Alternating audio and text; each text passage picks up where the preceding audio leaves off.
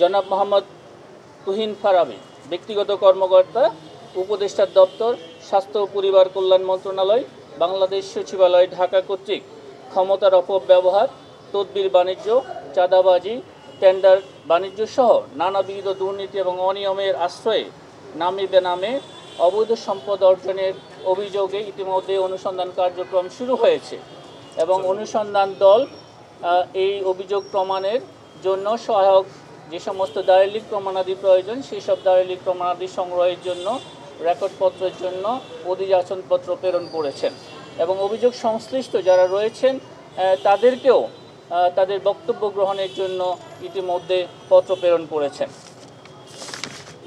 জনাব মোহাম্মদ মোয়াজ্জেম হোসেন, এপিএস, উপদেষ্টার দপ্তর, স্থানীয় সরকার মন্ত্রণালয়, বাংলাদেশ সচিবালয়, ঢাকা কর্তৃক ক্ষমতার অপব্যবহার, তদবির বাণিজ্য, চাঁদাবাজি, টেন্ডার বাণিজ্য সহ নানাবিধ অনিয়ম এবং দুর্নীতির মাধ্যমে অবৈধ সম্পদ অর্জনের অভিযোগের বিষয়েও অনুসন্ধান কার্যক্রম শুরু হয়েছে এবং ইতিমধ্যে অনুসন্ধান দল তাদের কার্যক্রম শুরু করেছেন এবং বিভিন্ন দপ্তরে চাহিদাপত্র দিয়েছেন রেকর্ডপত্র সরবরাহের জন্য এবং অভিযোগ সংশ্লিষ্ট ব্যক্তিদের জিজ্ঞাসাবাদের জন্য পত্র প্রেরণ করেছেন। গাজী সালাউদ্দিন তানবীর, যুগ্ম সদস্য সচিব, জাতীয় নাগরিক পার্টি কর্তৃক ক্ষমতার অপব্যবহার, তদবির বাণিজ্য, চাঁদাবাজি, টেন্ডার বাণিজ্য সহ নানাবিধ দুর্নীতি এবং অনিয়মের মাধ্যমে অবৈধ সম্পদ অর্জনের অভিযোগের বিষয়েও অনুসন্ধান কার্যক্রম চলমান রয়েছে।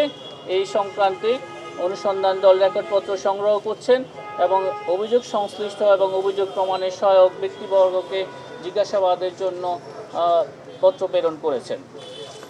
আপনাদের সকলকে অনেক ধন্যবাদ। এখানে ভিন্ন ভিন্ন এই যাদের কথা আপনি বলেছেন তাদেরকে ভিন্ন ভিন্ন তারিখে ডাকা হয়েছে।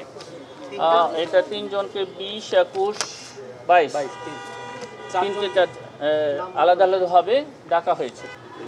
এখানে আমার কাছে যে তথ্য রয়েছে সেখানে আছে 20/5/2025 তারিখ 10 ঘটিকার সময় জনাব মোহাম্মদ তুহিন ফারাবী তাকে জিজ্ঞাসাবাদের জন্য ডাকা হয়েছে।